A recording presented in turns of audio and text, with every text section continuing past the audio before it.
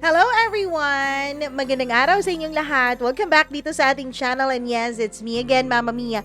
And hindi po kayo namamalikmata, pareho po ang suot natin yesterday dahil part 2 po ito ng kwento natin kahapon. Part 2 ng kwento ni Yani. Pero bago ang lahat ng yan, hello muna ako sa inyong lahat na nakikinig ngayon sa atin. Maraming salamat po sa walang sawa ninyong pagsuporta, pagmamahal at syempre sa hindi nyo po pagsiskip ng ads. I love you all so much. Maraming salamat.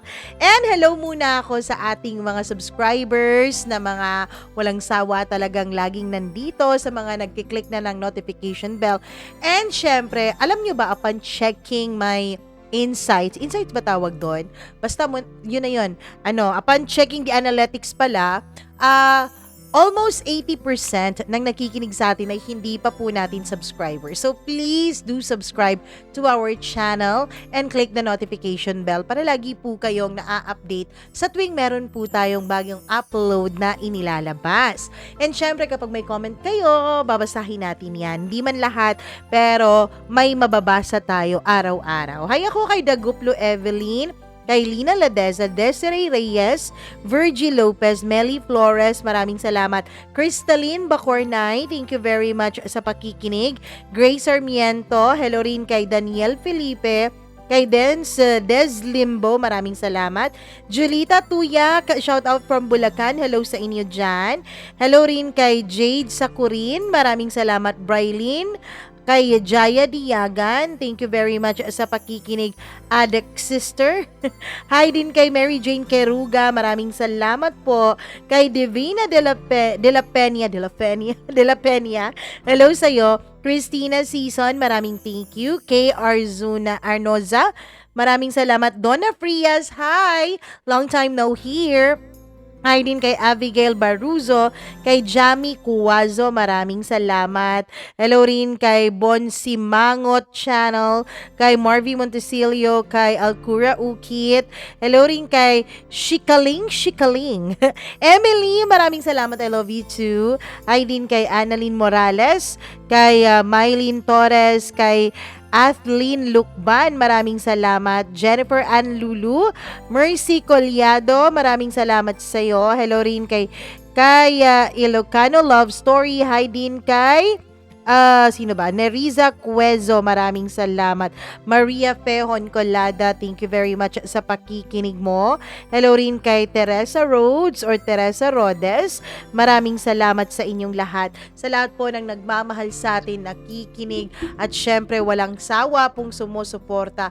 Maraming salamat po sa inyong lahat. At wag na nating patagalin pa, eto na ang part 2 sa storya ni Yani. Pero bago ang lahat ng yan, pag may nakikita kayong medyo blue-green dyan sa inyong screen, ito po ang straw. Dahil nagkakape tayo habang nagbabasa ng kwento. Kaya eto na, wag na nating patagalin pa ang kwento ni Yani dito lamang sa Dear Mama Mia.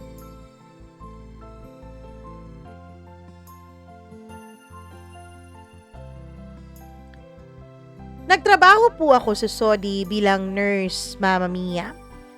Sa loob ng 5 taon kong pagtatrabaho doon ay hindi talaga ako nakakauwi. Pero lagi naman kaming magka-video call ni Mama at ng anak ko. 5 years din na walang paramdam si Ben. Kahit man lang sa anak namin ay hindi niya ito pinupuntahan. Para bang pinagkait niya na sa anak namin na makilala siya bilang ama. Walang masyadong ganap sa buhay ko sa Saudi, walang exciting na ganap, puro trabaho lang po ako. Hanggang sa naramdaman kong unti-unti nang nagiging bato ang puso ko. Excited na ako noong makauwi ng Pinas. 5 years is enough para makarecover ako sa mga pangyayari. Wala na po ang sakit na aking naramdaman noon. Noong umuwi ako ay sinundo ako ng mama ko at ng mga kapatid ko pati na rin ng anak ko sa airport. Tuwang-tuwa ang anak ko na noon ay 8 years old na. Agad akong niyakap ng bata. Mama Mia, naawa ako noon sa anak ko dahil parehong wala sa kanyang paglaki ang kanyang mga magulang. Pero wala akong magagawa. Hindi ko naman hawak ang mga nangyayari sa buhay ko. Tumambay muna ako ng 8 months sa Pinas bago ako nakapag-isip na kumuha ng student visa pa Canada. Busy na ako nung mga panahon na yon sa pag-aasikaso ng mga papeles ko. Isang araw, Sunday yon, may tumigil na sasakyan sa may gate namin. Yung anak ko noon ay nasa kanyang inflatable pool at naglalaro. Ako naman ay nasa labas din habang tinitignan lang ang anak ko ay nagsisearch din ako sa laptop ko. Mama Mia, akala ko magpa-park lang yung sasakyan. Hindi ko na pinansin. Busy ako noon sa kakascroll sa laptop ko dahil pinaghahandaan ko ang paggawa ko ng SOP or Statement of Purpose to Study sa Canada. Nagulat na lamang ako nung biglang nagsisisigaw itong anak ko. Nanay, nanay, may stranger! Takbo ka, nanay! Nung tignan ko ang anak ko ay nanlaki ang mga mata niya at halatang natakot. Nung tignan ko kung sino ang tinitignan niya ay nagulat ako dahil isang pamilyar na lalaki ang papalapit sa akin. Walang iba kundi si Ben. Hindi ako nakakilos at hindi ako nakapagsalita. Nagulat ako dahil sobrang unexpected ang pagdating niya. Babe, sabi niya habang naglalakad siya palapit sa akin at naiiyak na. Para pa akong shock sa mga panahon na yon. Mama Mia, hindi ko alam pero naglo-loading noon ang utak ko. Oh, bakit ka dito? Agad niya akong niyakap ng walang paalam. Napakahigpit ng yakap na yon. At humihingi siya ng tawad sa akin. Wala akong naging reaksyon dahil hindi pa nagsisink in sa utak ko ang mga nangyayari. Para bang nakalimot na ako na may Ben pala noon sa buhay ko. Nung nakabawi ako ay agad ko siyang tinulak papalayo sa akin. Nung ginagawa mo, baka makita ka ng anak ko. Tinignan ni Ben ang bata at agad niya itong nilapitan at niyakap kahit na basang-basa pa ito ng tubig. Pilit siyang sinasampal-sampal nung bata dahil monster daw kasi. Ang bata, Mama Mia, ay gustong kumawala sa pagkayakap ni Ben pero mahigpit na mahigpit ang pagkakayakap niya dito. Tumalikod na lamang ako dahil hindi ko na napigilan ang pagtulo sa luha ng mga mata ko. Pagkakita ng mama ko kay Ben ay agad niya itong pinapasok dahil baka raw gutom ito at pinakain niya. Dito talaga ako bilib sa mama ko dahil sobrang bait. Ni wala siyang galit sa kanyang son-in-law. Ma, patawarin mo ko, sabi ni Ben pagkatapos siyang magmano sa mama ko. Niyakap ni Ben si mama at napaiyak tuloy ang mama ko. Okay lang yun, sige na kumain ka muna. Lumapit yung bata nung makatalikod na ang lola niya at ang papa niya papasok sa loob ng bahay. Nanay, sino yun? Monster ba yun? Papatayin ko, nanay. Sige na, halika na anak. Magbihis ka na dahil putlang-putla ka na oh. Sabi ko habang pasimpleng pinapahid ang mga luha sa mga mata ko. Binihisan ko na yung bata at sumunod na kaming dalawa sa loob. Pagkatapos mong kumain dyan, Ben, mag-usap kayong dalawa ni Yani. Papatulugin ko muna tong bata. Dinala ng mama ko ang anak ko sa kwarto. Pagkatapos kumain ni Ben ay lumapit siya sa akin sa sala. Nakaupo lang ako noon at busy kunwari sa cellphone ko. Lumuhod si Ben at umiyak ng umiyak. Babe, magaling na ako. Sorry talaga ha. Alam kong mahirap paniwalaan pero nagayuma ako nung babaeng yun. Sorry babe. Pinagamot na ako ni na mama at papa. Nag-leave ako kasi umuwi ako ng Davao. Babe, alam kong hindi ka naniniwala sa gayuma. Pero yun ang totoo. Natakot akong pumunta dito, babe. Lalo pa nung nalaman kong umalis ka na at pumunta ka na ng Saudi. Hinantay kitang makabalik. At bakit bumalik ka pa? Nawala ka na dito sa puso ko, Ben. Bakit ngayon biglang-bigla kang bumabalik? 5 taon akong nagtiis para makalimutan ang lahat ng ginawa mo sa akin. Ang hindi mo pagpili sa amin ng anak mo. Yang gayumang-gayumang yan, pushit yan eh. Rason mo lang yan. Napakadali lang sa'yo na irason yan at napakadali lang din sa'yo na bumalik. Kung alam mo lang na naging impyerno ang buhay ko para lang makalimutan ka. Well anyways, past is past. Ang pakiusap ko sa'yo, Ben, ay maging ama ka sa anak mo. Wala na akong paki sa'yo. Ang gusto ko lang ay magpakaama ka sa bata. Hindi man tayo mabubuo bilang pamilya, at least alam niya at kilala niya kung sino ang ama niya. Tumayo ako, Mama Mia. Pinangako ko na noon sa sarili ko na hindi na ako iiyak, pero hindi pala basta-bastang nawawala ang sakit na yung nararamdaman.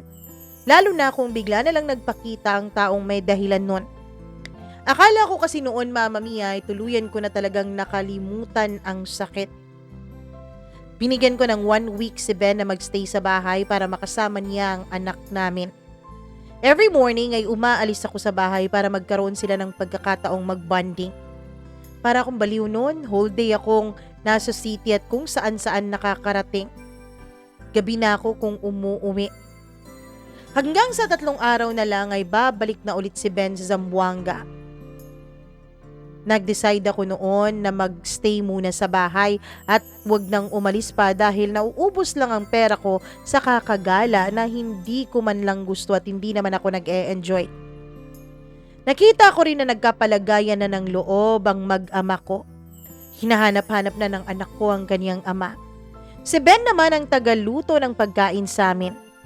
Kapag nakikita ko po ang anak ko na masayang-masayang nakikipaglaro sa ama niya, ay parang tinutunaw po ang puso ko. Nagtatakbuhan silang dalawa. Minsan nga ay ako pa ang tinatakbuhan nila. Kunwari ay yayakap si Ben sa akin dahil gusto niya na mahuli ang anak ko. Kinagabihan noon, Mama Mia, ay nag-heart-to-heart talk kami ni Ben. Naramdaman ko na parang nahaplos na rin ng pagpapatawad at pag-ibig ang puso ko. Ewan ko, Mama Mia, ito siguro talagang naman ako mula sa aking ina. Yung hindi pagtatanim ng galit. Dahil parang nawala po bigla ang galit na naramdaman ko sa kanya at parang napalitan yon ng pagpapatawad. Iniisip ko siguro for the sake sa bata. Since na-experience ko po sa anak ko na nasa loob ng bote all these years, Mama Mia, nang walang ibang dumadalaw sa kanya kundi ako lang. Naisip kong ayoko pong ma-experience yon ng buhay kong anak. Ayokong maramdaman niya ang emptiness kung sakali mang magkahiwalay kami ni Ben. Kaya binaba ko po ang pride ko for the sake sa anak ko. Pinatawad ko si Ben. Ewan ko, Mama Mia, siguro talagang malambot lang ang puso ko dahil iisipin ko napakadali ko pala talagang nagpatawad. Pagkatapos kong mapatawad si Ben ay agad niya akong hinalikan at may nangyari sa amin nung gabing yon. Hindi ko na lang idedetalye dito dahil alam ko na meron pong mga sensitibo sa ganong topic. Pero may nangyari sa aming dalawa. At hindi lang basta-bastang sex yun, Mama Mia, dahil habang may nangyayari sa amin, habang magkahubong ang mga katawan namin, ay umiiyak po si Ben. Naramdaman kong seryoso siya sa pakikipagbalikan niya sa akin. At naramdaman ko talaga na making love yun at hindi lang basta-basta sex. Last day na niya sa bahay ay pumunta kami sa may beach. Nag-family picture kaming 3. Iba talaga si Ben sa araw na yon, Mama Mia. Napakalambing niya. Lagi siyang nakayakap at nakahalik sa aming dalawa ng anak niya. Walang paglagyan ang sayang naramdaman ko pati na rin ang naramdaman ng anak ko. First time kong hindi ma-describe ang saya noon na nasa puso ko at ang sayang nakikita ko sa mga mata ng anak ko. Even sa sarili ko, Mama Mia, parang hindi ko ma-measure ang kasiyahang yon. Gabi na nung nakauwi kaming 3 sa bahay. Habang nakahiga kami ay nagsalita ako. Ben, kailangan mo ba talagang bumalik sa Zamboanga? Pa-extend ka kaya kahit 1 week lang? Hindi pwede, baby. May operation kami sa ibang lugar. Siguro pagkatapos ng operation namin, magpapalipat na ako, babe. Punta tayo ng Krame, ha. May lalapitan tayong general. Magpapalipat na ako ng station para hindi na ako malayo sa inyo. Napakahirap maging staff, babe. Lagi ko kayong naiiwan. At ayoko nang maulit pa na magkahiwalay tayong dalawa.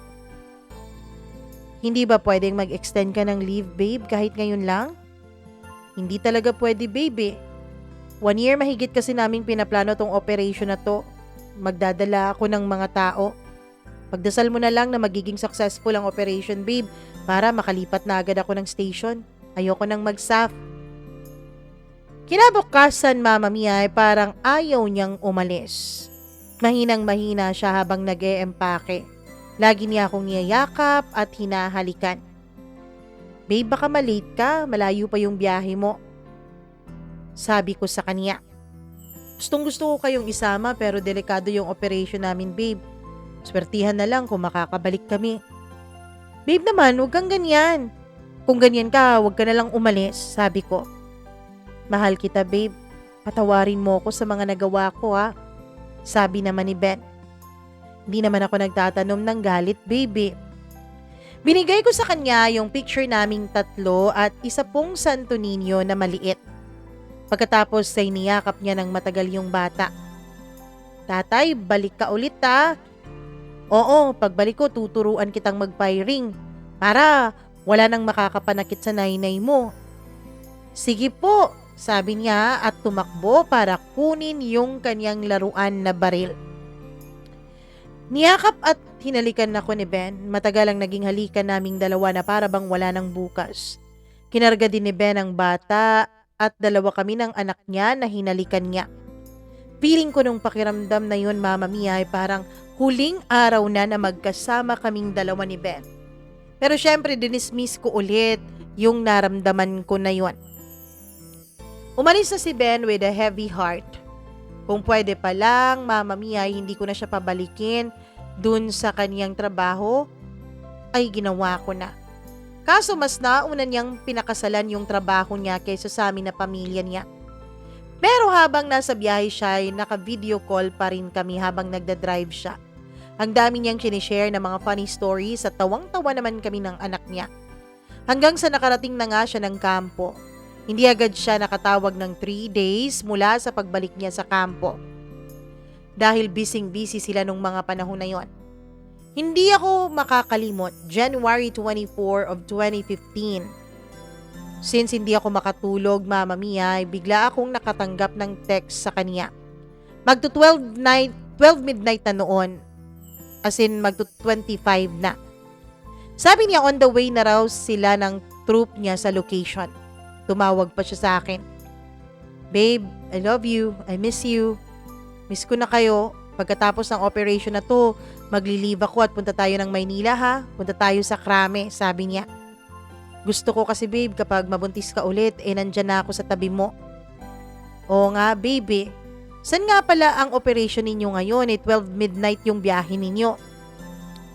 Ano kasi, babe? Classified and confidential itong operation namin.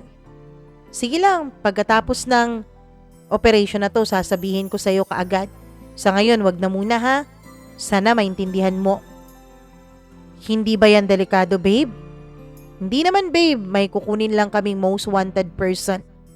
Babe, malapit na ako sa area. Iti-turn off ko muna yung cellphone ko, ha? Tatawag lang ako sa'yo kapag tapos na kami sa operation. Okay, babe. Mag-ingat ka. Pagkatapos nun ay humiga na ako pero hindi pa rin ako makatulog hanggang sa inabot na lang ako ng umaga. January 25, alas 12 ng tanghali, Mama Mia. Tumawag si Ben at umiiyak.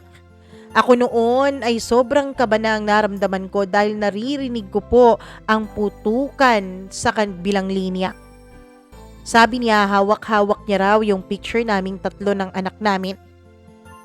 Babe, patawarin mo ko. Nasayang yung mga taon natin na hindi tayo magkasama. Sabi niya na umiiyak na ng sobra. Yung iyak ng umangawa talaga, Mama Mia. Ben? Ben, ano yung maingay? Nasaan ka? Umuwi ka na, Ben, ha? Bakit nagkakaputukan na dyan? Etong dibdib ko pumuputok na rin sa sobrang kaba. Sabi ko. Huwag mong pabayaan ang anak natin, ha? Mahal na mahal ko kayong dalawa. Hinahawakan ko ngayon ang picture natin, babe. Baby, pagdasal mo na sana makaligtas ako ngayon. Gusto ko pa kayong makasama. Gusto ko pang mabuhay. Patawarin mo ko, babe. Sabi niya at umangawa na talaga ng tuluyan na para bang bata. Napakaingay ng paligid, putukan ng putukan Mama Mia hanggang sa bigla na lang nawala sa kabilang linya si Ben. Sinigaw ko pa noon ang pangalan niya at umiiyak ako. Dali-dali namang pumasok ang mama ko sa kwarto. Mama Mia, wala po akong kontak sa kampo nila nung mga panahon na yon. Kahit isa sa mga direct hire rank niya ay wala po akong alam na cellphone number. Ano nangyari sa'yo? Tanong ni mama. Ma, si Ben. Hindi ko na makontak si na Ben. Hindi ako mapakali, Mama Mia. Wala rin akong number noon sa mga in-laws ko sa Davao dahil pinutol ko na po lahat ng communication ko sa kanila mula nga nung mahuli ko sa kampo noon si Ben.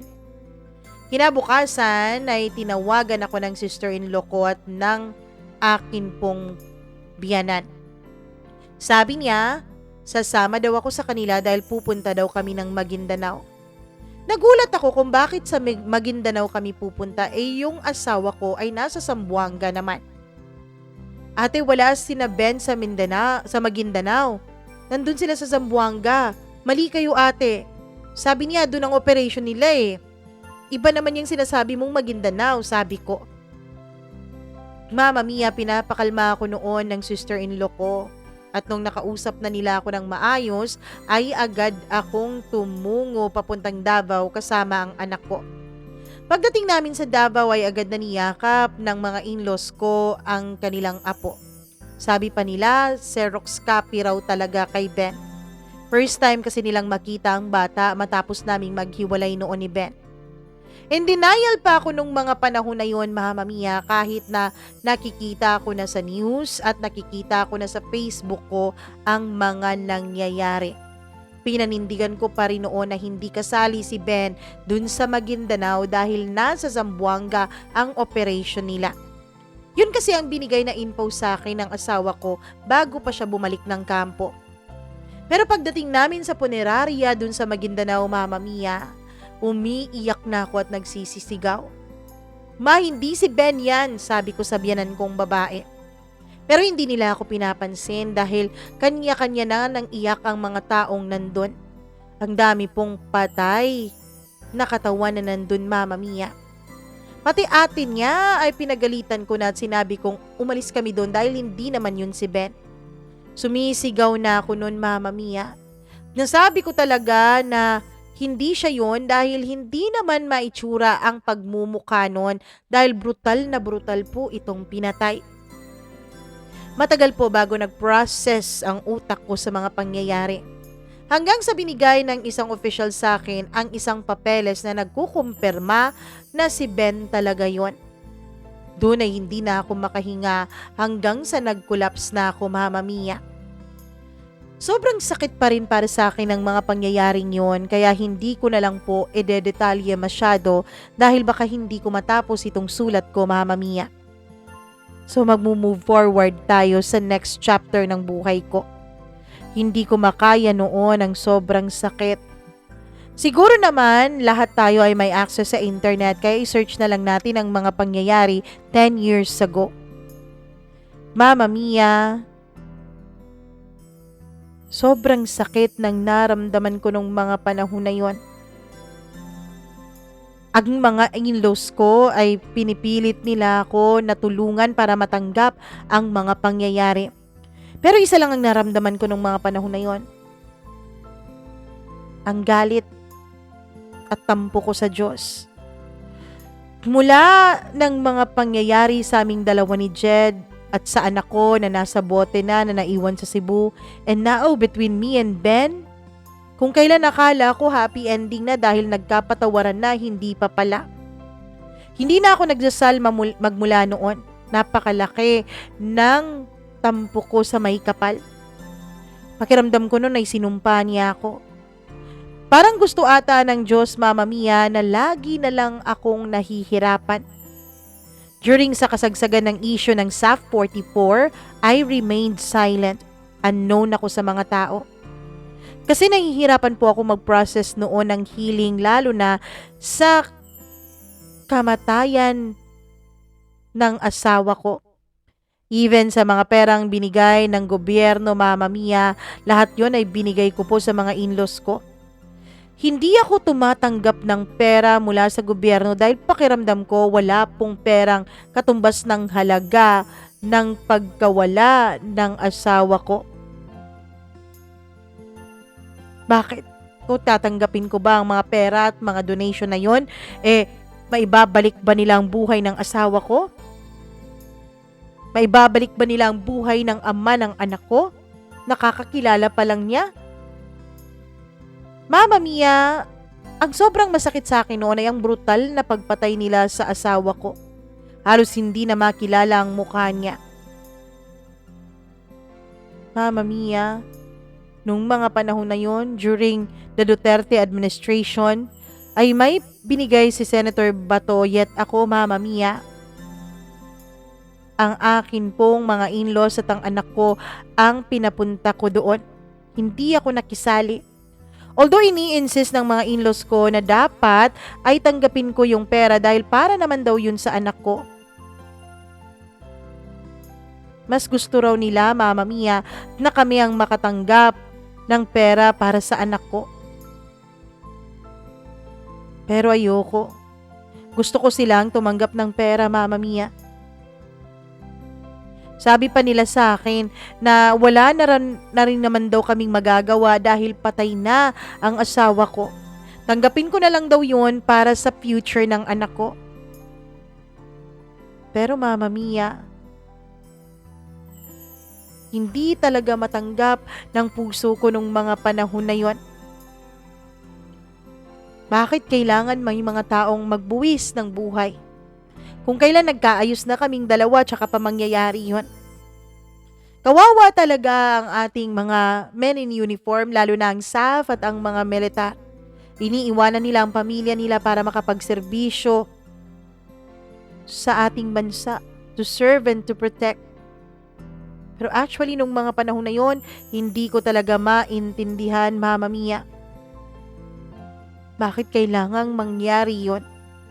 Parang naging tuta, parang naging pain, sina Ben at ang mga troops niya, samantalang ang nag-e-enjoy naman sa mga parangal ay yung mga nasa higher rank.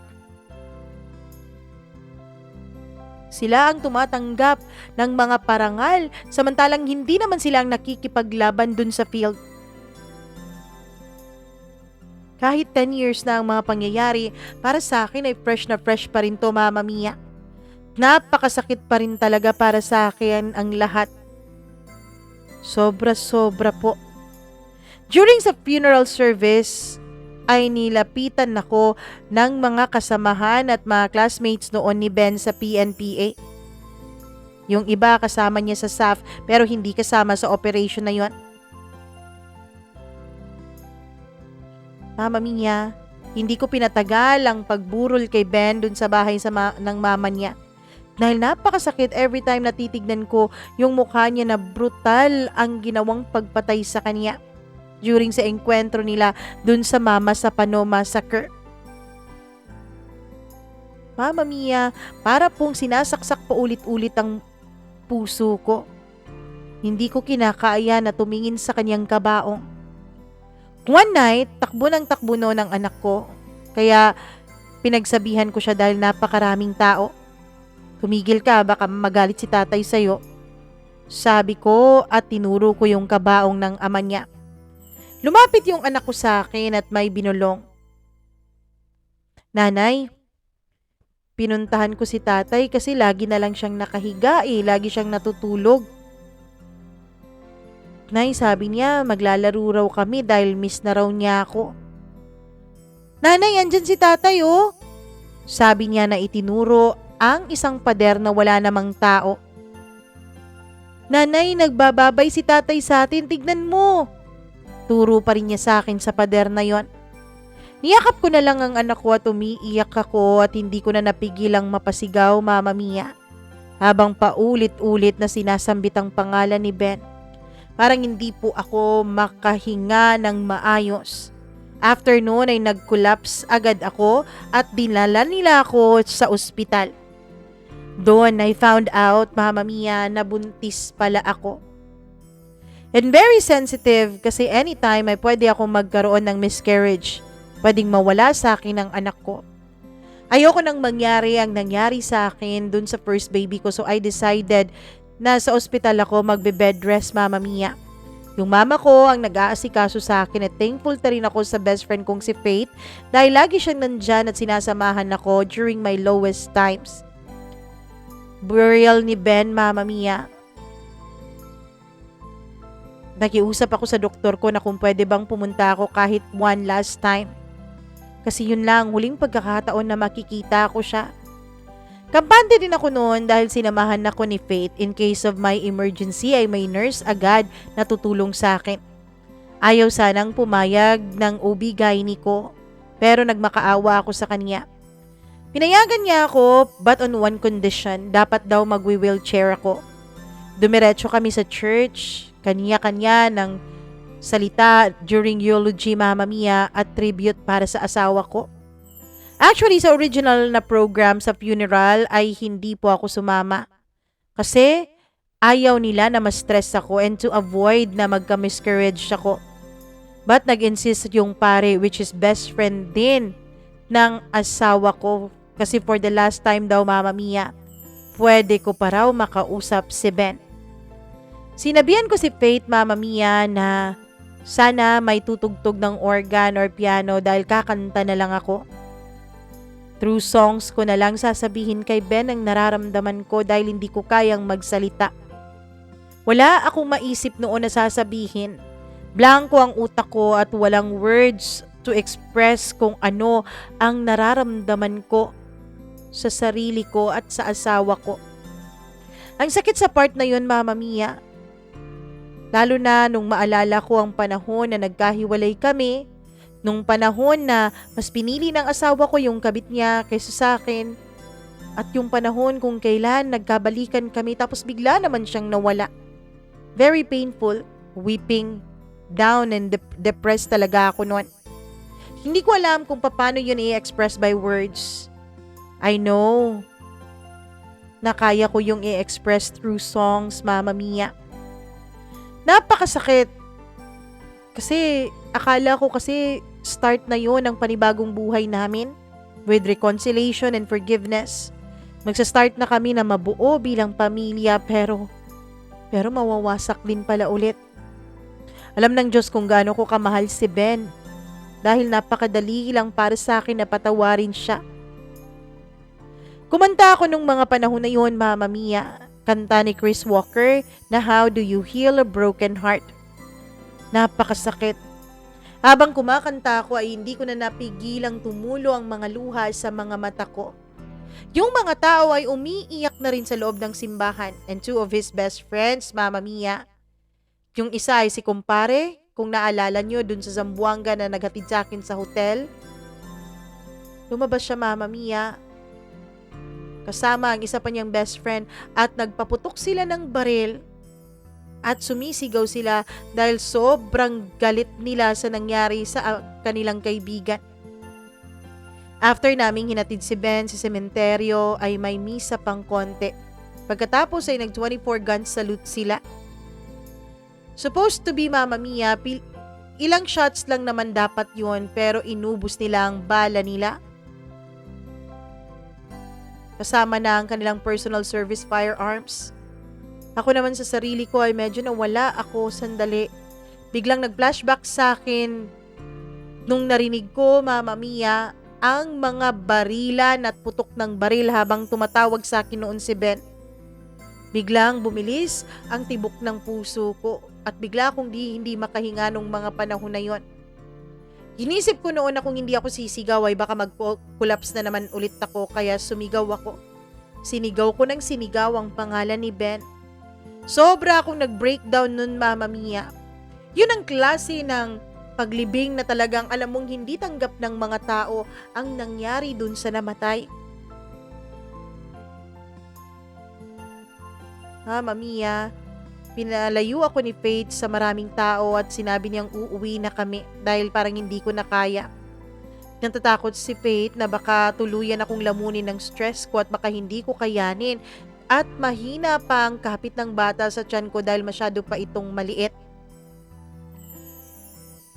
Mama Mia, yung mama na lang ni Ben ang tumanggap dun sa flag matapos siyang ilibing.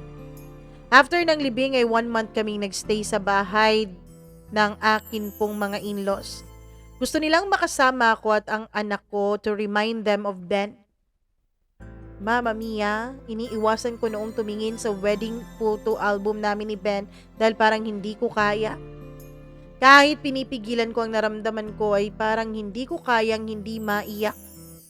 Kahit pinipigilan ko ay kusang tumutulo ang mga luha sa mga mata ko. Every morning, nagpapasama ako kay Faith at pumupunta kaming sementeryo. Si Faith naman, Mama Mia, ay laging nag-e-effort na magkwento ng kung ano-ano para maaliw naman ako. Yung mga kwento kung saan kami nagkakilala ni Ben, dun sa medical mission. Lahat ng kwento, Mama Mia, kung paano raw siya kinausap ni Ben para tulungan niya ito na manligaw sa akin. Yung mga kwento kung paano pati siya ay dinadalhan daw ni Ben noon ng pasalubong kapag ito ay bumibisita sa ospital at nanliligaw pa sa akin. Kinukwento rin niya kung paano sila kiligin noon ng mga kasamahan ko kapag nakikita nila si Ben sa lobby ng ospital na may dalang flowers at chocolate. Pinapaalala niya sa akin ang mga masasayang alaala namin ni Ben. Hanggang sa mabilis na lumipas ang mga araw at papalapit na ng papalapit ang pagbalik namin sa aming lugar. Nakipag-usap sa akin ang mga magulang ni Ben. Anak, pwede ba naming hiramin si Junior? Junior po yung anak ko. Junior ni Ben. Okay lang sa akin, ma. Ihahatid lang namin siya sa inyo. Hanggat fresh pa ang mga pangyayari, ayaw naming mawala si Junior eh. Kasi namimiss namin ang anak namin. Pa, walang problema sa akin. Kakausapin ko muna ang bata na iiwan ko siya dito sa inyo. Anak, patawarin mo sana si Ben sa nagawa niya sa inyo before, ha? Ako ang magpapatunay na mahal niya kayong dalawa. At nangyari sa kanya noon, totoo na ginayuma siya, anak. Halos kitlinan niya ang sarili niyang buhay dito nung umuwi siya eh. Kasi ayaw niya talaga noon na mapalayo dun sa babaeng yon.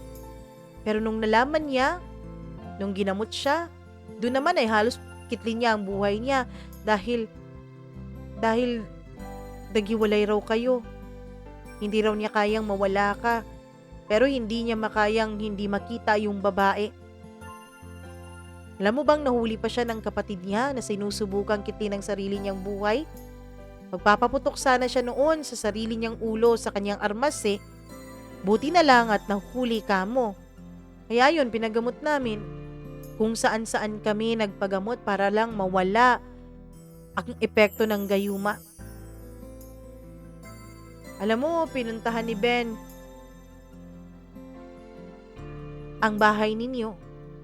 Pero nakapagsabi yung inyong kapitbahay na umalis ka na raw papuntang Saudi. Nakikita naman niya ang anak niyo mula sa malayo kaya lang natatakot siya sa mama mo at baka galit raw ito sa kanya. Mama Mia, pinaliwanag sa akin ng mga in-laws ko ang mga pinagdaanan ni Ben nung magkahiwalay kami. Naawa naman ako noon sa asawa ko. Anak, sana bago pa mawala si Ben ay tuluyan mo na talaga siyang napatawad. Kita mo ngayon hindi pala natin talaga hawak ang buhay. Hindi mo malalaman kung hanggang kailan ka lang dito sa mundo. Kaya maraming salamat ha. Maraming salamat sa pagpapahiram mo sa amin kay Junior. Umiiyak na ako noon, Mama Mia. Pakiramdam ko noon ay nagsisisi ako. Meron kasi akong choice noon na pwede akong umuwi after 3 years. Pero hindi ako umuwi ng maaga. Pinaabot ko pa talaga ng 5 years bago ako umuwi, Mama Mia. Inisip ko noon, sana hindi ako madaling nag-give up sa relasyon namin. Nung pinili niya yung kabit niya, sana pinaglaban ko ang karapatan ko bilang asawa niya. Totoo pala talaga ang gayuma, Ma? Tanong ko sa biyanan kong babae habang umiiyak na ako. Baka sinasabi niyo lang yan sa akin bilang pampalubag loob ha? Totoo anak. Hindi naman kami kukontak sa'yo noong mga panahon na yun dahil binak nyo kami. Gusto sana ka naming kausapin. Kasi si Ben, kung hindi umiiyak, ay halos ayaw nung kumain nung mga panahon na yun. At saka hindi naman talaga si Ben na umiiyak kapag hindi makakakita ng babae. Kilala ko ang anak ko. Gaya sa'yo, ikaw lang ang mahal niya. Kayong dalawa ng anak mo. Kahit ilang buwan pa kayo noon na hindi magkita, kahit mahal na mahal ka niya, nung mga panahon na nagliligawan at mag-boyfriend pa lang kayo, hindi naman siya umiiyak eh. Saksi kami nung mga panahon na yun na halos mabaliw-baliw siya kapag hindi niya makikita ang babaeng yon. At kaya namin nalaman na gayuma yon dahil hindi ganon ang anak namin. Mama Mia, pagkatapos ipaliwanag sa akin ng mga magulang ni Ben ng lahat ng pinagdaanan niya, ay bigla akong napasabi ng sorry kay Ben. Nang sorry ako dahil bilang asawa niya dapat nandun ako sa lowest time ng buhay niya pero wala ako. Madali lang para sa akin na iniwanan siya at hinusgahan siya. Matapos kong makapag-sorry ay nakaramdam ako na para bang nanlamig ang buong kwarto. Para bang ang lamig-lamig ng hangin, Mama Mia. Para bang yung hangin na 16 degrees, yung pinakamalamig sa aircon. Ganun ang naramdaman kong klaseng lamig kahit na ang init-init naman sa labas. First time noon, Mama Mia, nagdasal ulit ako. Humingi ako ng tawad sa Diyos. First time kong lumuhod ulit at nag-iiyak. Humingi ako ng tulong sa Kanya na sana makayanan ko ang pagsubok na binigay niya sa akin. First time na nagtiwala ulit ako sa Panginoon. Kasi nung mga panahon na yun, Mama Mia, wala na po talaga akong ibang makapitan kundi siya. At alam kong walang ibang may alam sa rason kung bakit nangyayari sa buhay ko ang ganon kundi siya lamang. Matapos kong magdasal ay nasabi ko, Mama Mia, na parang kahit na hindi na wala ang sakit ay parang gumaan ang pakiramdam ko. Napakasikip pa rin naman ng dibdib ko kapag naaalala ko ang mga nangyari sa akin.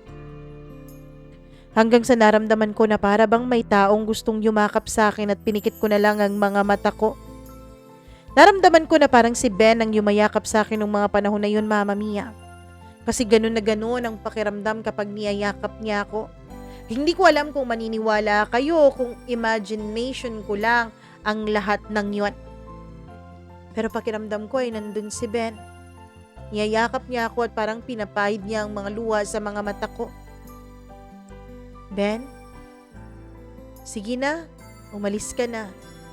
Magpatuloy ka na sa paglalakbay mo at huwag mo na kaming alalahanin. Aalagaan ko ang dalawang anak natin. And yes, hindi ko pa pala nasabi sa'yo pero buntis ako. Yung sinabi mo na pangarap mong magpalipat ng station in case na mabuntis ako ay gusto mong nandyan kapag nanganak ako. Alam ko na nandyan ka kapag manganganak na ako. Kaya huwag kang mag-alala. Patuloy ka na sa paglalakbay mo. Mahal na mahal kita, Ben. Tandaan mo yan. Pagkatapos noon ay naramdaman ko na parang may hangin sa tenga ko. After 20 minutes, Mama Mia, ay bumalik sa normal ang temperature ng kwarto. Nawala yung lamig. Nakaramdam ako ng pagod sa katawan ko kaya humiga ako. Nakaramdam ako ng parang pangmamanhid ng katawan ko at antok na ako. Ewan ko pero for the first time in my life ay nakatulog ulit ako ng mahimbing. Kung hindi ako ginising ng in-laws ko, Mama Mia, ay hindi pa ako magigising. Nung nagising ako ay pakiramdam ko ay magaan na ang nararamdaman ko. Nagpaalam ako sa mga in-laws ko na pupuntahan muna namin si Ben sa sementeryo. Nagdala kami ng pagkain, maaga kaming pumunta doon dahil nagpaalam na ako kay Ben at sinabi ko sa kanyang iiwan ko na muna ang anak namin sa kanyang mga magulang. Ako ay pagpapatuloy ko ang application ko for student visa sa Canada. Ilang sandali pa matapos naming kumain ng anak ko, ay tumakbo ang anak ko papunta sa malayo at nagulat ako. Anak, halika rito. Tulungan mo ako magligpit itong mga dala natin. Tapos magpaalam ka na sa tatay mo dahil uuwi na tayo. Nanay, nahabol ko po si tatay. Andun lang siya sa malayo, oh. Nakangiti sa akin. But he said goodbye. Bakit, nanay? Naglakad ako papunta sa anak ko, Mama Mia. Nakita kong ang lungkot-lungkot ng mukha niya. Nanay, nawala na si tatay. Naawa ako sa anak ko. Pakiramdam ko nung mga panahon na yon ay wala pa siyang kaalam-alam sa mundo. Lika na anak, umalis na tayo. Tulungan mo nang magligpit si nanay. Babay tatay, I love you and I miss you so much. Until we meet again ha? Don't be sad and scared. Umuwi kami sa bahay at ang mga in-laws ko, Mama Mia, ay nagtanong kung tutuloy ba akong Canada. Sabi ko, ipaprocess ko na muna ang NAPOLCOM at PNP pension ni Ben. Ibibigay ko yun sa kanila. At least meron pa rin silang suportang natatanggap mula sa anak nila. Ayaw sana nilang tanggapin pero sabi ko kaya ko namang buhayin ang mga anak ko. Umuwi na kami ni Mama pabalik sa lugar namin. Naunang umuwi si Faith 1 week after ng libing dahil konti lang po ang days ng leave niya. Pagdating ko ay nagpahinga muna ako ng 1 week sa bahay namin. May mga pagkakataon na napapanaginipan ko pa rin kung paano pinatay si Ben ng mga Abu Sayyaf o kung sino man ang pumatay sa kanya. Nagdadasal na lang ako, Mama Mia, para mapanatag ang loob ko. Pinagdadasal ko na sana panatag na rin ang loob ni Ben kung nasaan man siya. Pumunta akong Maynila at tumawag ako sa kumpare namin, Mama Mia, which is siya na rin ang na-assign palapit sa kanila. Pumunta ako ng Krame, doon ako nagstay sa bahay nila, kumpare, na best man namin nung kasal. Na-meet ko yung anak niya at yung asawa niya. Yung asawa niya, Mama Mia, ay sinasamahan din ako magpa-prenatal sa Krame at sinasamahan din niya akong asikasuhin ang pension ni Ben. Doon din ako nagpa-medical, Mama Mia, para sa pag-process ko pa Canada. Mga ilang sandali din akong nagstay sa kanila. Mga ilang buwan din ako doon. Kapag off ni kumpare ay nag-iinom silang dalawa ng asawa niya. Pagkatapos, lagi nilang pinag-uusapan ang mga ginagawa nilang kalokohan noon ni Ben. Mama Mia, parang mas lalo kong nakikilala noon ang asawa ko habang nag-uusap si kumpare at ang kanyang misis. Kasi may mga alam ang kumpare ko tungkol kay Ben na hindi ko alam. Mama Mia, tinanong pa niya ako noon kung bakit hindi ko raw pinaglaban ang karapatan ko bilang asawa ni Ben. Alam mo, dapat pinaglaban mo yun eh. Kasi, 'di ba? Asawa ka eh. Ikaw ang lahat ng may karapatan. Sabi ng asawa ni kumpare. Kung sa akin nangyari yun, nako, hindi na talaga makakatungtong tong taong to sa karami nila. Tawang-tawa ko noon, Mama Mia. Tawang-tawa ko sa mga sinasabi nila sa akin. At doon ko nalaman na totoo pala, Mama Mia, na nagpagamot si Ben dun sa Davao. At ilang linggo din daw bago nawala ang epekto nung gayuma. May isang beses pa raw na pumunta yung Sheila, yung babae sa kampo. At halos sapakin na raw yun ni Ben dahil diring-diri daw siya dito. Kinasa pa raw ni Ben yung firearms niya dun sa babae. Sabi pa ni kumpare ay sinuntok nga raw niya si Ben para lang mapigilan ito dahil galit na galit raw si Ben dun sa babae at gusto na atang patayin ito. Pinigilan daw niya si Ben pero ayaw magpapigil kaya nasuntok niya ito. Sinabihan niya raw na huwag ipagpalit ang kanyang buhay sa walang kakwenta-kwentang bagay. Ayoko siyang matanggal sa serbisyo, Mare. Laking kaso nun kapag pinutok niya yung firearms niya. Galit na galit siya sa akin, bakit ko raw siya pinigilan? Ako bahalang magalit siya sa akin, Mare. Ang mahalaga, hindi siya makagawa ng kasalanan na ikakapahamak niya. Anyways, kung nasaan man yung kaibigan ko ngayon, I know matatahimik na yung kaluluwa niya. Kasi bago siya lumisan sa mundong ito ay nagkabalikan kayo. Natupad ang pangarap niyang magkaayos kayong dalawa. Mama Mia, medyo napaiyak ako noon. Nagsisi ulit ako. Hindi naman po ako naniniwala sa mga gayu-gayuma na yan, pero maraming tao na po ang nagpatotoo na pinagdaanan daw po yun ng asawa ko. Pero sabi ko sa sarili ko, kahit ano pang pagsisisi ang gawin ko ay tapos na. Nangyari na ang nangyari. 3 weeks mula ng pag-submit ko sa mga papeles ko, Mama Mia, ay lumabas agad ang approval sa IRCC. Toronto sa Centennial College ko, ako mag-aaral pero matagal lang, Mama Mia, ako doon sa krame dahil sa pension na inaasikaso ko. Na-amaze lang talaga ako sa sobrang bilis ng approval ng student visa ko at ang pension, Mama Mia, ay madaliling din natapos. Sabi nga noon sa akin ng mga kakilala ko ay baka daw matagalan pa dahil ganun daw talaga kapag gobyerno ng Pilipinas, matagal lang mga proseso. Pero hindi naman po ganun katagal. Actually, medyo mabilis na nga lang na natapos ko ang pag-asikaso ng pension ng asawa ko. Pumunta ako sa Baclaran Church at lumuhod ako from door to altar. Humingi ako ng tawad sa Panginoon sa mga pagkukulang ko sa Kanya. Dinasal ko rin na sana bigyan niya ng kapayapaan at tahimikan ng kaluluwa ng asawa ko. Na sana rin tulungan niya ako at i-guide niya ako sa journey ko papuntang Canada. Pumunta rin ako sa Quiapo at nagdasal din ako sa Black Nazarene. Na sana i-guide niya ako sa bagong chapter ng buhay ko. Ng buhay ko na talagang ngayon ay totoo nang mag-isa at wala ng ibang kasama. Mama Mia, nung mga panahon na yon ay talagang iniisip kong tatanggapin ko na ang nangyari sa buhay ko. Wala naman na akong magagawa, hindi ba? Nangyari na ang mga nangyari kaya eto na. Tatapusin ko na lang ito.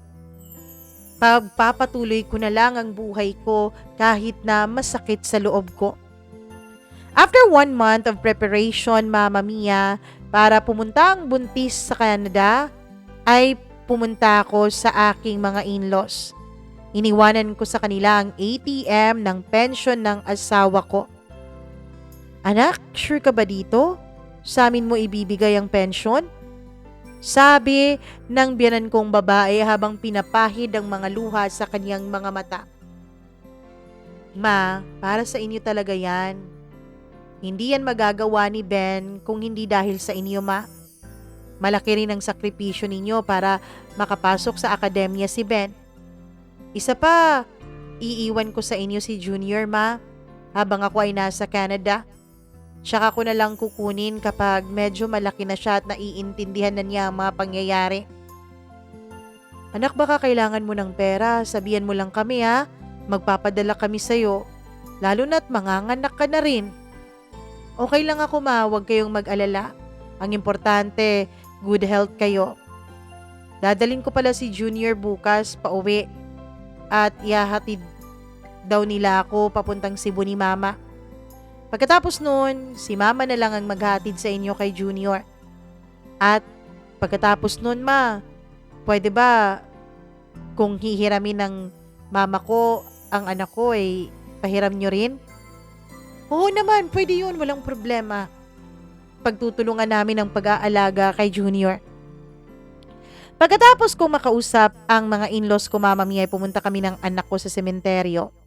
Kinausap ko si Ben at kwento ko sa kanya ang lahat ng mga nangyari. Kwento ko sa kanya kung paano agad na-approve ang visa ko papuntang Canada. Sinabi ko rin sa kanya ang ginawa ko sa pension niya. Sinabi ko, Mama Mia, na yung pension niya ay binigay ko sa kaniyang mga magulang. Babe, sakit pala, no?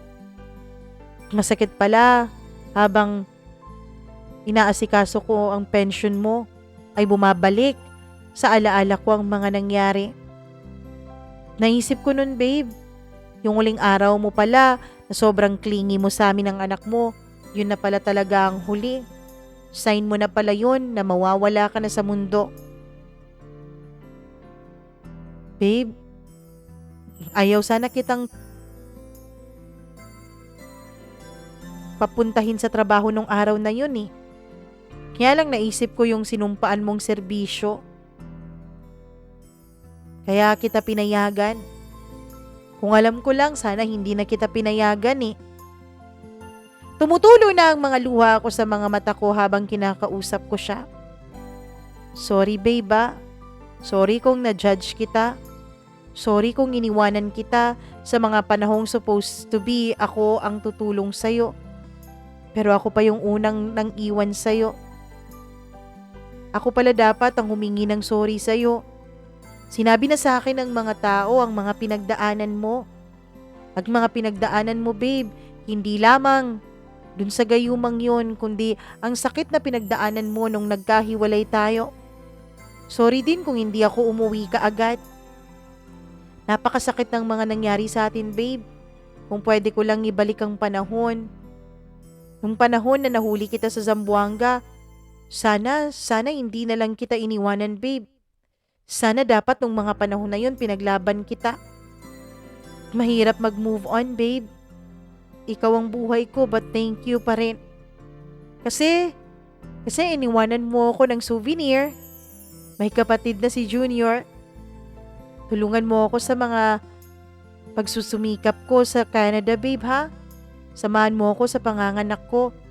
Kahit nasa Canada ako nung mga panahon na yon. Diba yun naman ang promise mo sa akin? Huwag mo akong iiwan, babe ha? Alam kong andyan ka pa rin sa buhay ko. Kahit hindi na kita nakikita, alam kong nandyan ka pa rin. Sapat na sa aking ipaparamdam mo na nandyan ka at hindi ka nang iiwan. Mararamdaman ko na ang presensya mo ay ayos na ako, babe. Natatakot talaga ako, babe. Natatakot ako sa bagong lugar na tatahakin ko. Pero babe, kakayanin ko to para sa mga anak natin. Nanay, don't cry na. Sabi ng anak ko habang pinapahiran niya ang mga luha ko. Alam mo ba, nanay? Napanaginipan ko si tatay last night. Sabi niya, hindi daw kita pababayaan. I love you, nanay. Mama Mia, pagkatapos sabihin yun ng anak ko ay naramdaman ko kaagad na mamimiss ko siya. Pero wala akong magawa dahil kailangan kong gawin yun. Patuloy sa pag-agos ng mga luha sa mga mata ko. Ilang sandali pa ay lumakas ang hangin sa paligid. Pumikit na lang ako, Mama Mia, at sinabi ko sa sarili ko na si Ben yun, nagpaparamdam ng kanyang pagmamahal para sa akin. After namin sa sementeryo ay umuwi na kami ng bahay para maaga kaming makabiyahe kinabukasan pauwi sa lugar namin. Kinabukasan ay yakap-yakap ako ng mother-in-law ko. Sabi niya, Mama Mia, if mahihirapan daw ako sa Canada, ay magsabi lang daw ako at magpapadala din daw sila agad ng pera. Bumiyahe kami ng maaga pa uwi sa lugar namin. Sa sumunod na araw ay bumiyahe kami papuntang Cebu. Ako, mama ko, kasama ang dalawa kong kapatid at si Junior. Doon kami nagstay sa tita ko. Pumunta ako noon sa anak ko sa university kung saan nakalagak ang kanyang titos doon sa laboratory, Mama Mia. May park doon at naligo rin kami sa mga pool at beach sa Cebu. Kinagabihan, Mama Mia, ay tinipon ko ang mga kapatid ko at ang mama ko sa kwarto ko. May ipagtatapat ako sa inyo. Una nang tumulo ang mga malalaking butil ng luha mula sa mga mata ko. Ma, alam niyo bang nagkasala ako sa'yo? Hindi ko sinabi at inamin sa inyo na kaming dalawa noon ni Jed nung college pa kami ay nagsama na kami sa iisang bubong. Di ba naaalala mo nung namatay si Papa? Nagulat kayo kung bakit araw-araw akong umiiyak sa loob ng kwarto ko? Alam ko, ang akala nyo, si Papa ang dahilan kung bakit ako labis na umiiyak. Pero totoo yun, si Papa naman partly yes. Pero aside dun, Mama, ay buntis po ako noon kay Jed. Hala ate, bakit ngayon ka lang nagsabi? Sabi ng kapatid kong sumunod sa akin na naiiyak na rin nung mga panahon na yon. Diba? Ako yung nagpumilit na magrenta ako ng boarding house kasi sabi ko mahihirapan ako sa biyahe nung nandito na tayo sa Cebu. Partly nun, yes, pero ang malaking rason nun ay ayokong makita ninyo ang paglaki ng tiyan ko. Bakit ngayon ka pa nagsabi niyan, anak? Pwede mo naman sana nating pag-usapan yun. Pwede nating pag-usapan yun, pati na rin ng mga magulang ni Jed noon. Wala ka namang dapat ikatakot dahil alam ko mas sisiyahan sina Lourdes na magkakaanak kayo ni Jed. Alam ko ma, pero si Jed naman, ayaw naman niya akong panindigan nun eh. Baliw pala siya ate. Nasaan na yung bata? Anong nangyari sa bata ate? Doon Mama Mia ay hindi ko na napigilan ang sarili ko at tumuloy na talagang pagluha ko nung mga panahon na yon. Huwag kang masyadong magpalungkot o magpadala sa lungkot ate. Baka mapano yung pinagbubuntis mo ngayon? Nasaan na pala yung anak mo? Pina-adopt mo? Tanong ni Mama. Matagal ako bago nakabawi ng hininga ko. Andun kay Professor Diaz ma. Sige, puntahan natin bukas ma. Kukunin natin. Pwede pa naman natin siyang makuha ate, 'di ba? Pwede pa naman natin siyang mabawi. Tanong pa ng bunso kong kapatid. Itatanong ko kay Prof Diaz bukas. Maaga tayo bukas ha, at least baka magkakilala sila ni GAR o ni Junior. Hinabukasan Mama Mia ay pumunta kami sa school kung saan ako nag-graduate. Pumunta kami sa mini museum ni Professor Diaz. Excited na excited ang mama ko at mga kapatid ko na makilala ang kanilang pamangkin at apo. Pagkakita ni Professor Diaz sa akin ay agad niya akong tinanong kung kumusta na ako. Nagpasalamat ako sa kanya at pinakilala ko sa kanya ang mama ko pati na rin ang dalawa kong mga kapatid. Ang mama ko, ang karga-karga noon ay si Junior. Kinuha ni Prof si Junior at niyakap niya yung bata habang tumutulo ang mga luha sa kanyang mga mata. Ako tuloy ay nahawa na rin sa pag-iyak niya. Hanggang sa ibinaba na ni Prof Diaz ang bata. Huminga siya ng malalim. Oh, anyway, anong pinuntan niyo dito? Nay, sinabi ko na sa kanilang totoo tungkol sa bata. Ah, okay. Pagkatapos noon ay tumalikod si Prof Diaz at kinuha niya yung bote na kinalalagyan ng panganay kong anak at binigay sa akin. Mama Mia, pumatak na noon ang mga malalaking butil ng luha sa mga mata ko. Ma, sabi ko habang umiiyak na dahil sa sobrang sikip ng dibdib ko. Ang anak ko. Gumangawa na ako noon sa kakaiyak, yung mama ko naman ay walang masabi sa sobrang gulat Mama Mia. Tinitigan lamang niya ang loob ng boting yon.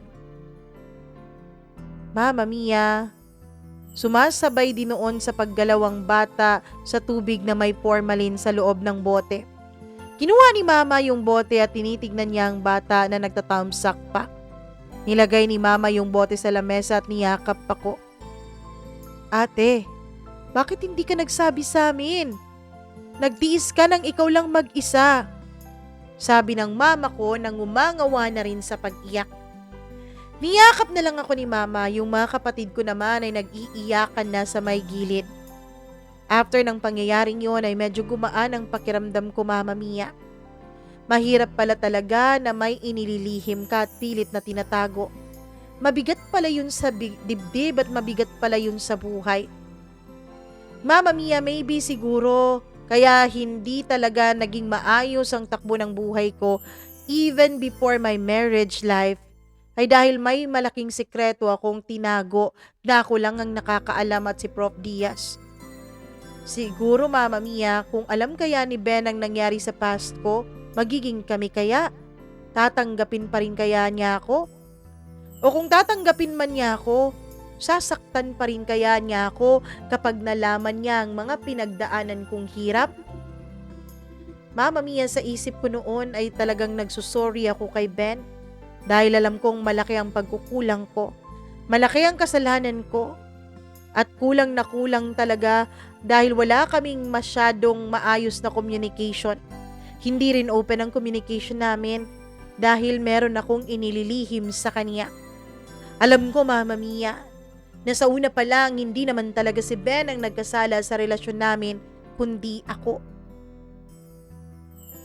Mama Mia, alam kong kahit anong pagsisisi ko, kahit anong pagsisi ko sa sarili ko, ay wala na akong magagawa. Wala na ang asawa ko. Si Mama ang nagbalik ng bote dun sa pwestong pinanggalingan nung bata. I feel relieved nung lumabas na kami sa paaralan. Hanggang sa this is it. Aalis na ako papuntang Canada. Niyakap ako ni Mama. Salamat talaga, Maha. Mahal na mahal kita. Huwag mong pabayaan ang sarili mo. Maraming salamat sa palagi mong pagsuporta sa akin. Anak kita, ate. Kahit na anong mangyari, susuportahan kita. Mag-ingat ka dun, ha. Kapag hindi mo na kayang pamumuhay dun, umuwi ka. Niyakap ko rin ang dalawa kong mga kapatid. Binilinan ko sila na wag nilang pababayaan si Mama. Karga ko na noon ang anak ko. Anak, pagbalik ko, magkita ulit tayo, ha? At lagi mong dadalawin si tatay mo. Love you, anak. Niyakap ko ang anak ko at umiiyak na ako nung mga panahon na yon. Don't cry, nanay. Don't be sad. I love you, nanay, and I love you, tatay. Nung mga panahon na yon, Mama Mia, ay masikip na masikip ang dibdib ko. Mahirap pong iwanan ng anak ko pero kailangan ko pong umalis para sa future ng dalawa kong mga anak. Hinatid nila ako sa paningin hanggang sa makapasok na ako sa departure area ng airport. Mama Mia, tumakbo ang bata at pumunta dun sa may salamin at nagbababay sa akin. Lumapit din ako sa may salamin at nag-sign ako ng flying kiss at nagbabay sa kanya. Tumalikod ako na masakit ang dibdib ko. My flight bound to Canada ay may layover sa LA. Total hours ng flight ko ay 18 to 20 hours. Habang nasa plane ako ay nagdarasal ako nung mga panahon na yon. Nagdarasal ako na sana i-guide ako ng Panginoon sa biyahe ko.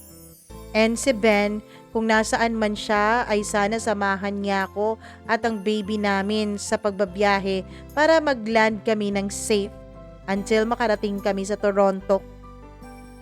After 20 hours, Mama Mia, narinig ko na ang sinabi ng flight stewardess na welcome to Toronto, Canada.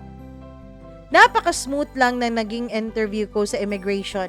Hindi na nila ako pinahirapan pa at agad akong sinalubong ng kontak ko na landlady na siyang may-ari ng tinitirhan kong boarding house sa Ontario. Kumusta ang flight mo yan?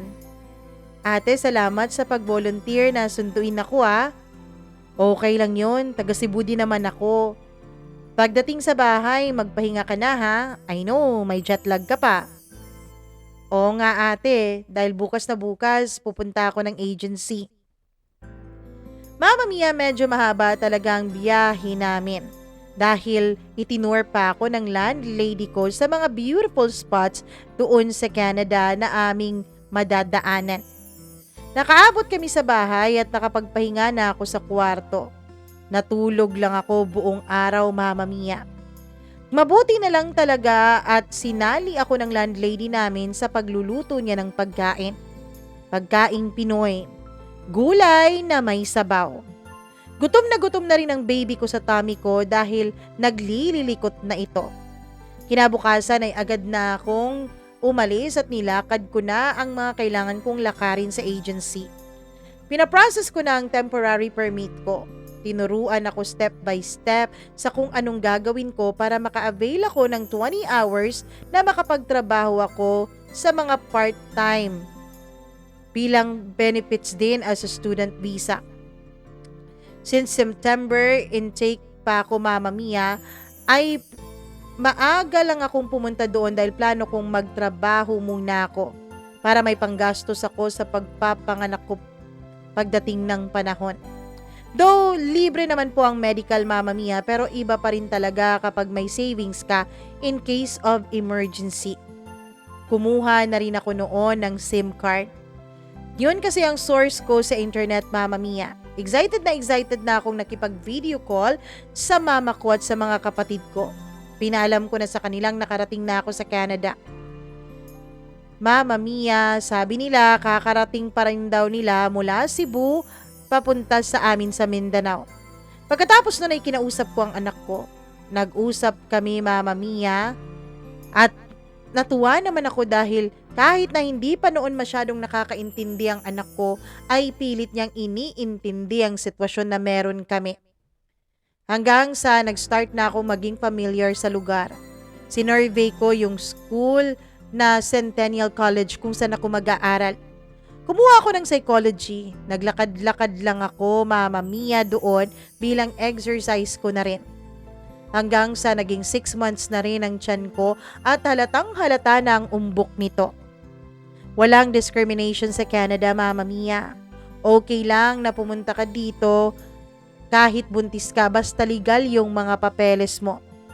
Nakaraas ako ng 1 week kasi medyo mataas-taas talaga o mahaba-haba talaga ang recovery na kailangan ko sa jet lag ko.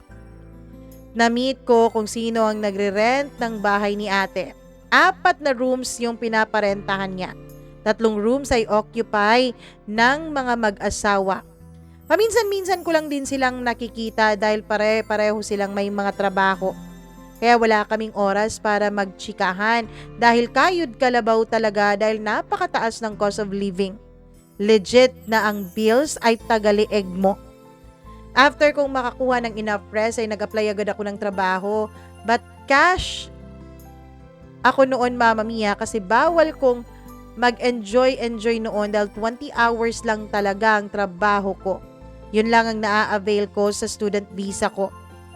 Hanggang sa mag-umpisa na ang klase, nagtrabaho ako noon bilang isang service crew, sa janitorial, nasa cold storage, at marami pang ibang trabaho na kailangan mong pasukin kung gusto mong mabuhay sa Canada para makakain ka at makapagpera. Hanggang sa September is fast approaching na at busy na ako noon sa pagpapa-enroll. Malaki na po ang tiyan ko nung mga panahon na yun dahil 8 months na, Mama Mia. October na po ang schedule ko sa panganganak. Kaya medyo struggle is real. Hindi ko po nakaya nung mga panahon na yon na magpa-part-time, Mama Mia. Kaya kailangan ko nang mamili ng trabaho, yung makakayanan ko lang sa sitwasyon ko. Mahirap dahil kalimitan po sa mga trabahong available ay mga mabibigat na trabaho, Mama Mia. At nung mga panahon na yon ay hindi ko talaga mapigilang umiyak ng umiyak dahil sa sobrang pait ng buhay ko sa Canada. Maybe, Mama Mia, yung ibang mga Pinoy dyan ay nag-aakalang kapag nasa Canada ka na ay ang sarap-sarap na ng buhay mo. Pero napakahirap doon. Napakahirap dito. Maraming jobless at lalo pang tumataas ang cost of living yearly.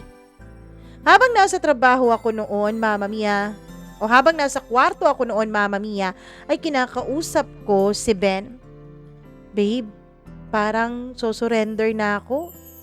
Nahihirapan na ako dahil napakahirap pala talagang magbuntis lalo dito sa ibang bansa at wala ka.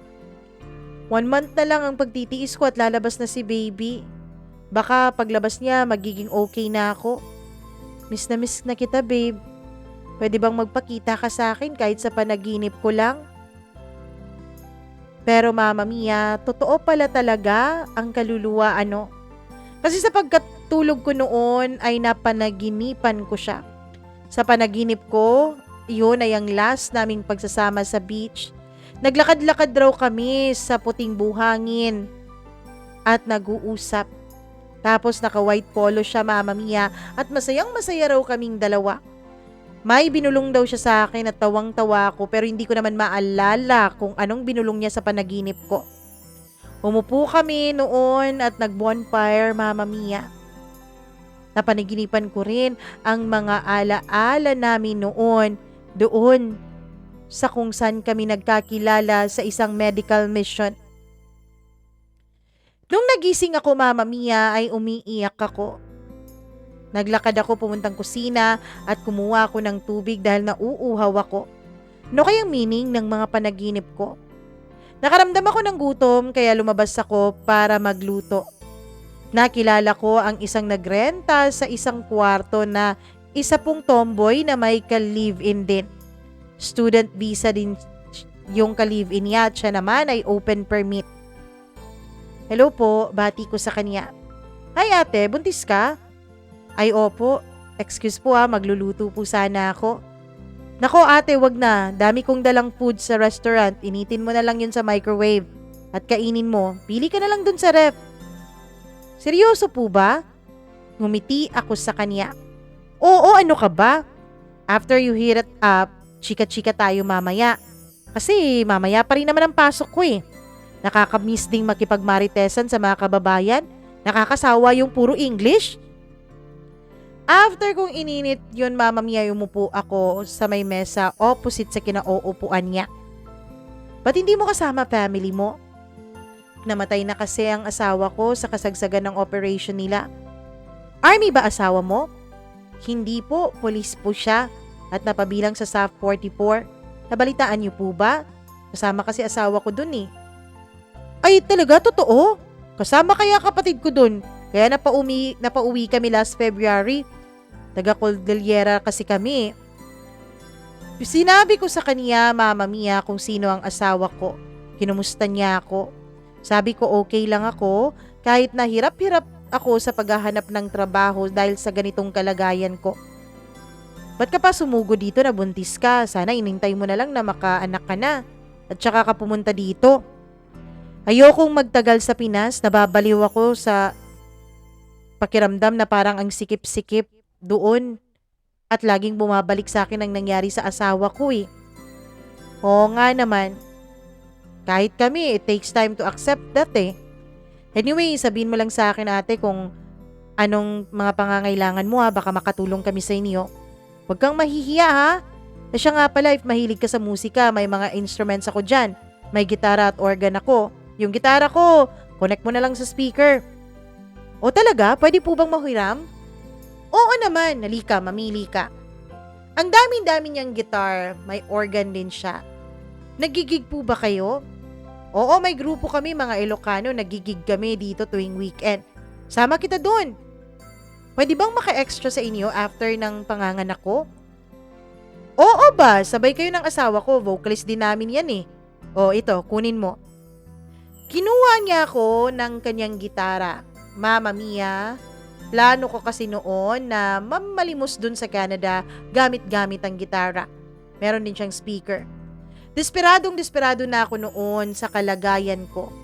Kaya nag-prepare na ako noon, Mama Mia.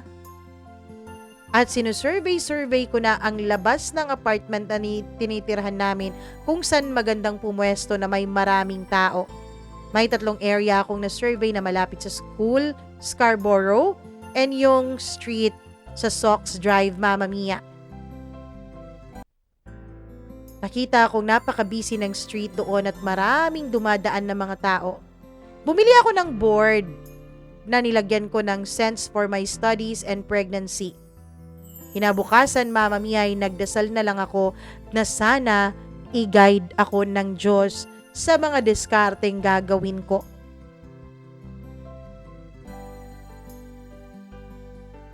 Mahaba na masyado. Malobat na tong battery ko, kaya atin na pong pipigilan at tatapusin ang kwentong ito dito.